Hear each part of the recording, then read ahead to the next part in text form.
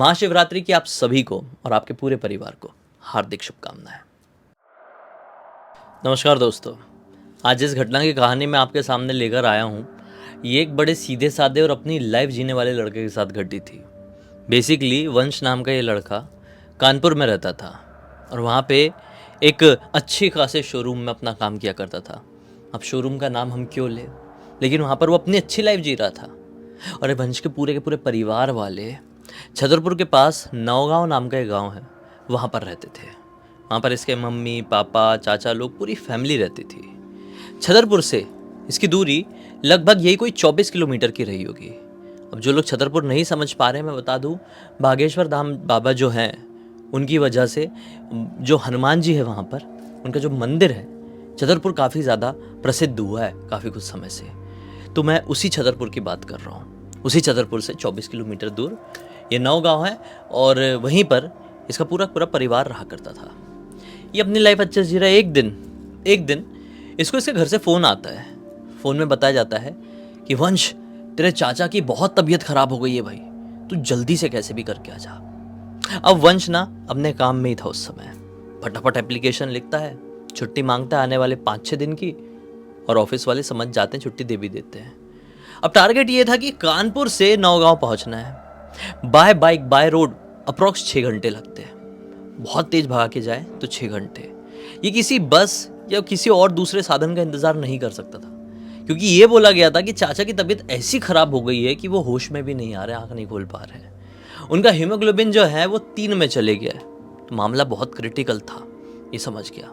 हालांकि ऐसा नहीं था कि इसने पहली बार, मतलब पहले कभी भी ये बाइक से नहीं गया था, ये कई बार बाइक से जा चुका है। लेकिन हड़बड़ी वाली सिचुएशन होती थी ना इसके जीवन में, तो इससे गड़बड़ हो जाती थी। बहुत बार ऐसा हुआ था और इसीलिए जब कभी भी जल्दीबाजी या हड़बड़ी होती थी तो ये बाइक से ट्रैवल नहीं करता था। लेकिन आज मामला थोड़ा डिफरेंट था, लीग से बाहर का था, इसलिए डिसाइड किया कि बाइक से ही जाना पड़ेगा। फटाफट एप्लीकेशन दिया, सब बैग बांधा घर पे जाके अपने रूम में जहाँ पर वो रहता था अकेला, और फिर अपने बाइक को लेकर पेट्रोल पंप पहुंचा और टैंक फुल कराया, और फिर बहुत तेजी से भगाते हुए सेफली ये अपने गांव पहुंच गया, नौगांव। वहाँ पर देखा कि चाचा जी नौगांव के एक हॉस्पिटल में एडमिट है और बहुत ही ज़्यादा, मतलब ज़रूरत से ज़्यादा उनकी तबीयत ख़राब है। अब वहाँ पर जैसे इसका जाना हुआ है, 15-20 मिनट बाद डॉक्टर्स ने बोल दिए कि इनको हम रेफ़र कर रहे हैं, आप छतरपुर लेकर जाओ। छतरपुर में और भी बड़े अस्पताल हैं, वहाँ पर एडमिट कराओ, यहाँ पर ये केस संभल नहीं पाएगा हमसे।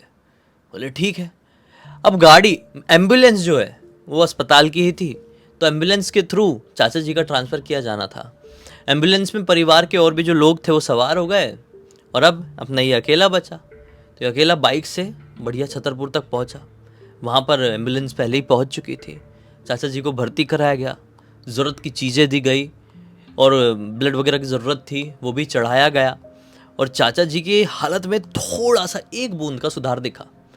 छतरपुर वाले अस्पताल में जब चाचा जी को लेकर पहुंचा गया तो उन लोगों ने दिलासा भी दिया कि चिंता मत कीजिए, ये केस हमसे संभल जाएगा और हम सब ठीक कर देंगे। घर वालों को थोड़ी तसल्ली हुई, लेकिन अब तक काफ़ी ज़्यादा रात हो चुकी थी। रात के तकरीबन 1:30 बज चुके थे और पिछले काफ़ी दिनों से नौगांव में, जहाँ पर इन लोगों का गाँव था, वहाँ पर चोरी वोरी बहुत ज़्यादा हो रही थी। तो सब लोगों को चिंता भी है कि पूरे के पूरे परिवार वाले इधर छतरपुर में चाचा जी के अस्पताल में बैठे हुए इनके साथ, चाचा जी की तबीयत खराब इस चक्कर में कहीं गांव में घर में चोरी वोरी ना हो जाए।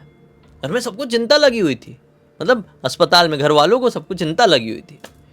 फिर फाइनली इसकी तरफ देखा जाता है, अपने वंश की तरफ, और वंश को देखकर कहते हैं कि बेटा वंश, चाचा के पास तो यहाँ पर पूरा का पूरा परिवार है, तू रुक कर क्या करेगा? एक काम कर बेटा, घर चले जा। पिछले काफ़ी दिनों से काफ़ी ज़्यादा चोरी वोरी हो रही है, तू घर पर रहेगा तो चोरों वोरों की हिम्मत नहीं होगी। इसने बोला कि ठीक है, अगर ऐसी बात है तो मैं चला जाऊँगा। तो हड़बड़ी में एकदम चाबी अभी अपनी निकालने लगा। वंश की मम्मी रोकती, अरे बेटा वंश सुन तो ले, तू जा रहा है ठीक है, लेकिन आराम से जाना, हड़बड़ाते हुए मत जाना, कोई ऐसी जल्दी नहीं है, काफ़ी ज़्यादा रात हो गई है। हाँ, रोड पूरी खाली तुझे मिलेगी, लेकिन गाड़ी भगाना नहीं है। और अपने गांव से जस्ट पहले एक और गांव लगता है, तुझे नहीं पता तो बता दूं, तू बहुत टाइम से कानपुर में रह रहा है। उस गांव में काफ़ी दिनों से सड़क हादसे हो रहे हैं। रात बेरात वहाँ से जो कोई भी गुजरता है मैक्सिमम लोगों की गाड़ी वहाँ पे पता नहीं क्या होता है क्या नहीं, ठुक ठाक जाती है और बहुत ज़्यादा लोगों को चोट आती है। वंश जाते जाते शॉक्ड हो गया कि ये कैसी बात कह रहे हो मम्मी, ये कैसे हो सकता है, उसी गांव में उसी रोड में रेगुलर एक्सीडेंट हो रहे हैं।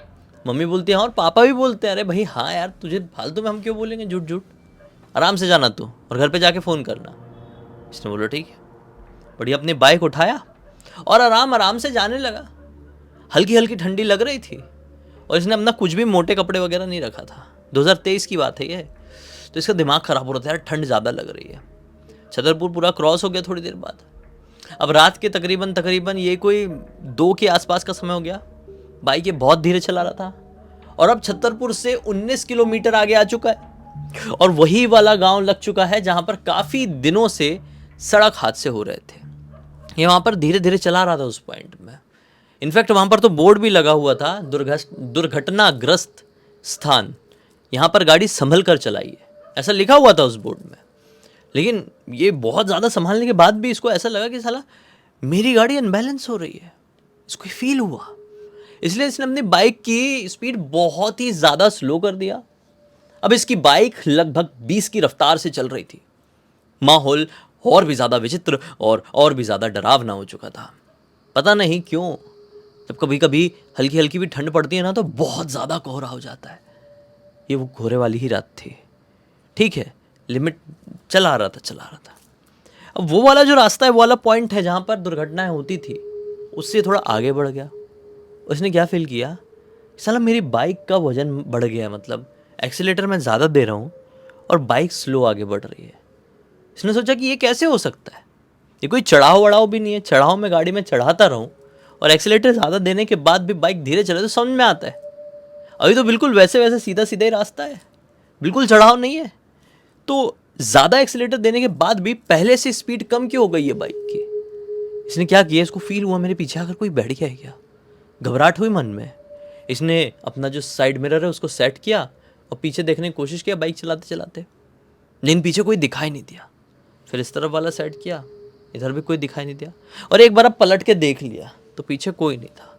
लेकिन उतने में गाड़ी एकदम लहरा गई और बिल्कुल गिरते गिरते बची।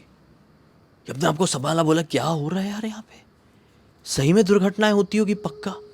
जब मैं इतना संभल कर इतना सतर्क होकर चला रहा हूँ और इतना कुछ मेरे साथ यहाँ पर हो रहा है, तो जो लोग अनजान रहते होंगे और यहाँ से गुजरते होंगे अपनी मस्ती में, उनके साथ क्या होता होगा। ये अपने आप को संभाला और फिर वापस से अपनी गाड़ी बढ़ाने को जैसे ही हुआ है, इसको थोड़ी आगे बिल्कुल राइट साइड में एक पेड़ था। उस पेड़ के नीचे एक औरत दिखाई दी। ये औरत बिल्कुल साधारण कपड़ों में खड़ी हुई थी, लेकिन इसे बड़ी अजीब तरीके से घूर रही थी। घूरने के साथ साथ वैसी कनिंग से स्माइल दे रही थी कि उसकी स्माइल इसको यहाँ पर चुप रही थी। वो औरत बड़ी अजीब तरीके से ऐसा क्यों देख रही थी, इसको समझ में नहीं आया। इसने उस औरत को इग्नोर किया। मन में कुछ सेकंड के लिए आया कि कोई पागल होगी, मुझे इस तरीके से घूर रही है और यहाँ पर खड़ी है। मैं गाड़ी अपनी आगे बढ़ाता हूँ। अब भाई आप लोग सोच रहे होंगे कि इसके दिमाग में ये कैसे आया। बिल्कुल आ सकता है। अगर आप किसी भी अनजान सुनसान रास्ते से भटक रहे हैं, जा रहे हैं, और अचानक से आपको कोई वहाँ पर दिखाई दे दे, तो आपका माइंड इस तरीके से भगवान ने डिज़ाइन किया है कि आप तुरंत ही उस चीज़ को देखकर भूत नहीं समझेंगे। आपके मन में पहले तो ये आएगा कि वो कोई नॉर्मल इंसान है।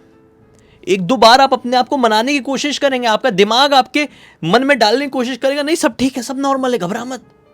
लेकिन जब कुछ ज़्यादा ही डरावना दिख गया, तब आपको समझ में आएगा नहीं ये इंसान हो ही नहीं सकता, ये भूत है। तब आपके दिमाग को सिग्नल मिलेगा कि भाई भागना है।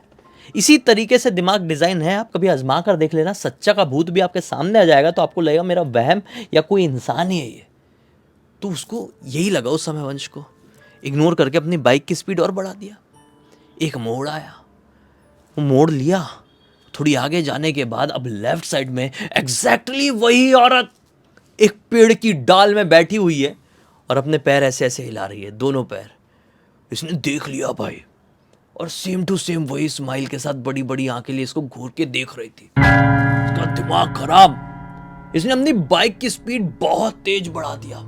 बोला यहां पर स्लो नहीं करना है, मामला बिगड़ जाएगा। बहुत तेज। अब समझ गया भूत बात है, भगा रहा है। अब बदकिस्मती से फिर से जब इंसान घबराया हुआ रहता है, डरा हुआ रहता है ना, तो इंसान ना रास्ता भटक जाता है, चीज़ें समझ में नहीं आती, दिमाग सही तरीके से काम नहीं कर पाता है, आप ब्लैंक हो जाते हैं। और ये उस समय के लिए ब्लैंक हो गया था। बहुत तेज भगाने लगा इधर उधर, जुब जुब जुब जुब जुब जुब जुब जुब, और जुब जुब भगाने के चक्कर में ये बहुत ही आगे निकल आया। काफ़ी समय बीत गया, दिमाग खराब, मीटर में देखा बाइक के तो छतरपुर से लगभग 55 किलोमीटर आगे आ चुका था। ये क्या मैटर है भाई, अब चलाया जा रहा है, बाइक चलाया जा रहा है, मोबाइल ऑन करने की कोशिश कर रहा है, मोबाइल हो गया था इसका स्विच ऑफ। ये गूगल मैप वगैरह लगा ले और उससे घर पहुंच जाए, स्विच ऑफ हो गया था। मतलब किस्मत में पता नहीं क्या है क्या नहीं, वो तो अच्छा है गाड़ी में जो मेरा पेट्रोल है वो फुल था। थोड़ी आगे जाने के बाद इसे एक स्टोन क्रशर मशीन जो होती है ना वो दिखाई दी, और वहाँ पर कुछ लेबर्स काम कर रहे थे। उनके पास जाके अपनी बाइक रोका, उनसे पूछा कि नौ गांव का रास्ता कहाँ पर है, आप बता सकते हैं क्या? गांव, वो जो लेबर लोग थे वो गांव वाले ही थे, पास के गांव वाले। वो बोलते अरे भाई तुम कहाँ आ गए हो, तुम बहुत दूर आ गए हो, नौ गांव तो पिछले 45 किलोमीटर तुमसे पीछे छूट गया है, तुमको उल्टा जाना पड़ेगा। ये डर गया थोड़ा सा, रात काफ़ी ज़्यादा हो चुकी है, 3 के आसपास का समय हो गया है। इसने अपनी बाइक घुमाया और बहुत तेज भगाते हुए फुल स्पीड में, समझ लो, ये फाइनली डर वर अपने दिमाग से निकाल दिया। अब इसको रास्ता अपने घर पे पहुंचना था, और ये घर पहुंच गया, जैसे तैसे करके बोलो पहुंच गया। अपनी बाइक लगाया, ना हाथ धोया, ना पैर धोया, ना कपड़े चेंज किया, अब भड़भड़ाते हुए अपने घर की छत में जाकर सो गया। अब आप लोग सोचेंगे कि ये छत में क्यों सो रहा है? इसके मन में डर था, घर इसको डरा रहा था, ना जाने क्यों। वो जो अजीब सी शांति, घर में जो रात का अंधेरा था, वो इसके मन में एक ऐसी डर की लहर पैदा कर रहा था ना कि उसका एक्सप्लेनेशन मेरे पास नहीं है और उसके पास भी नहीं था। इसलिए अपने घर में नहीं सोया और छत में चले गया, और छत में पूरा कंबल ओढ़ कर सोने की कोशिश करने लगा कि खुला खुला रहेगा तो ज़्यादा डर नहीं लगेगा। लेकिन इसको नींद ही नहीं आ रही थी, बार बार वही औरत का चेहरा सामने दिखाई दे रहा है कि कैसी वो बैठी हुई थी यार पेड़ के ऊपर, कैसे मुझे वो पहले दिखाई दी थी 2 बार, एक ही, और 100% चुड़ैल थी यार, मुझे आज रास्ते में चुड़ैल दिख गई। मैं तो इन सारी चीज़ों के ऊपर ज़्यादा विश्वास नहीं करता था। ऐसा सोच रहा है, और थोड़ा और समय बीत गया, अभी भी दिन नहीं निकला था, मतलब अभी भी अंधेरा ही था। समय की तरफ इसने देखना ज़रूरी भी नहीं समझा, और मोबाइल स्विच ऑफ ही था, इसने चार्ज करना भी ज़रूरी नहीं समझा। फिर कुछ ही मिनटों बाद इसको एक ठंडी हवा का झोंका समझ में आया। ठंडी हवा का झोंका, जैसे झोंका, ये कंबल ओढ़ा हुआ है ना, इसको छू के ऐसे चेहरे से गया। देखो मेरे रोंगटे खड़े हो गए, उसके भी ऐसे रोंगटे खड़े हो गए थे। डर तो मानो इतना ज़्यादा लगने लगा था कि कुछ ही देर में सांसें अटक ना जाए। इसीलिए उसने तुरंत ही अपना कंबल नीचे किया, आंखें नहीं खोला, कंबल नीचे किया, और जैसे ही कंबल नीचे किया उसे फील हुआ कि मेरे बाजू में कोई सो रहा है। लेकिन बाजू में कोई कैसे सो सकता था? पूरे घर में, पूरे छत में इसके अलावा कोई और था ही नहीं। इसलिए इसने आंख खोलकर देखना जरूरी नहीं समझा। फिर कुछ सेकंड बाद इसको फील हुआ कि मेरे बाजू में जो कोई भी सो रहा था वो उठ के गया, और जैसे कोई उठ के गया ऐसा फील हुआ, इसने अपनी आंखें खोला और पूरे छत में कोई नहीं था। इसने बोला भाड़ में जाए छत में, मैं तो नीचे ही ठीक हूँ, कमरे के अंदर ही ठीक हूँ, कम से कम वहां पर भगवान का मंदिर तो है हमारे घर। जल्दी जल्दी जाता हूँ और मंदिर के सामने बिस्तर बिछा के सो जाऊंगा करके। जल्दी जल्दी उठाया अपनी जो चटाई, चादर, गद्दा लेकर आया था और नीचे की तरफ उतरने लगा। जैसी सीढ़ियों से नीचे की तरफ उतर रहा था तो घर के मेन गेट के सामने वही औरत इसको दिखाई दी, और इस बार तो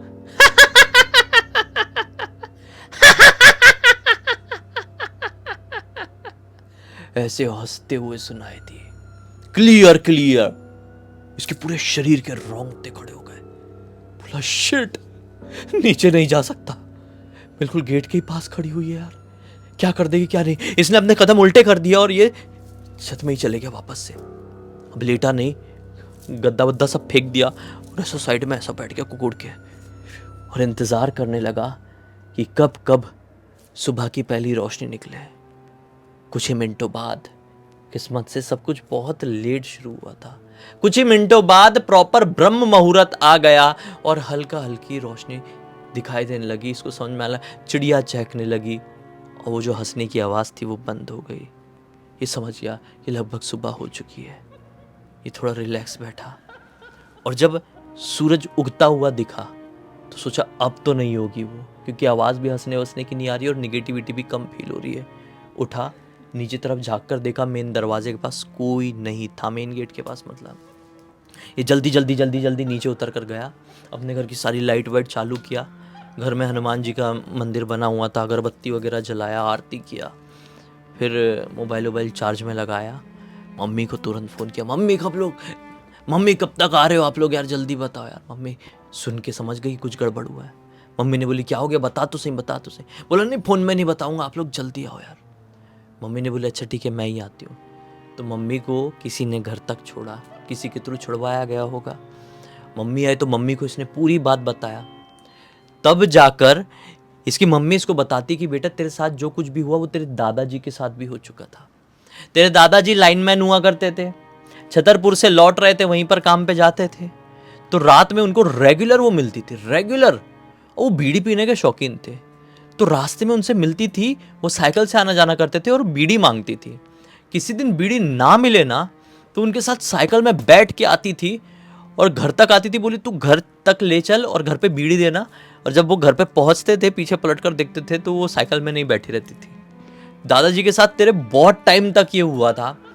फिर तेरे दादाजी को किसी ने बताया कि उससे बचना है तो एक काम करो, एक छोटे से हनुमान जी के मंदिर का निर्माण करा दो वहीं पर जहाँ पर तुमको मिलती है, और वहाँ पर पूजा वूजा करके ही सुबह जब जाते हो काम पे तो पूजा करके जाया करो।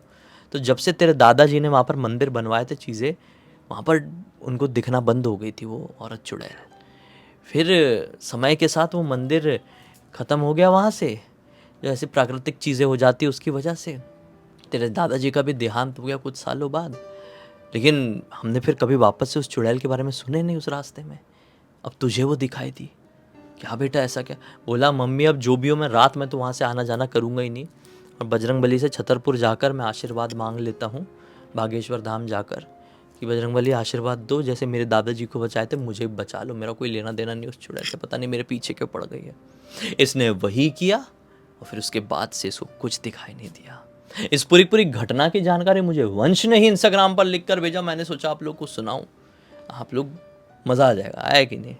अब तक देख लेते इसी बात पे तो लाइक ज़रूर कर देना, चैनल को सब्सक्राइब कर देना, और इंस्टाग्राम और हमारी वेबसाइट की लिंक वीडियो के डिस्क्रिप्शन बॉक्स में मिल जाएगी। इंस्टाग्राम में ऐसी कहानी लिख के भेज सकते हैं और हमारी वेबसाइट में हमारे प्रोडक्ट्स और सर्विसेज चेकआउट करके खरीद सकते हैं। बाकी चलो कल फिर से मिलते हैं, तब तक के लिए बहुत बहुत धन्यवाद। आपका दिन शुभ।